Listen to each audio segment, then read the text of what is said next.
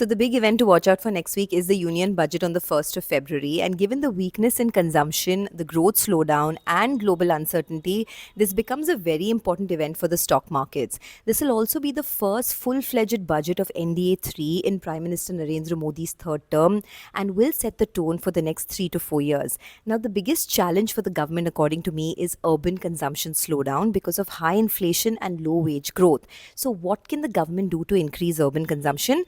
A cut in personal taxes. There could be two major changes in the tax regime. One is making annual income up to 10 lakhs entirely tax free, and the second is introducing a new 25% tax slab for income between 15 and 20 lakhs.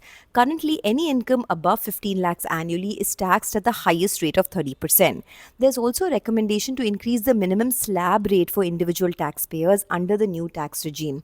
Right now, individuals with annual income of up to 3 lakhs do not pay any tax. There's an expectation that this limit could be raised to 5 lakhs. Now, all of this could provide immediate relief to middle income taxpayers and stimulate consumption.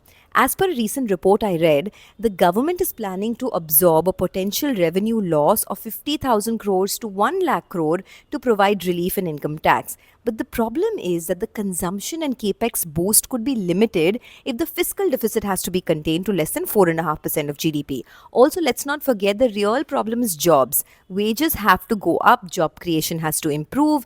Wage growth has been lagging inflation for a while, and the government needs to tackle that. Let me know what you think.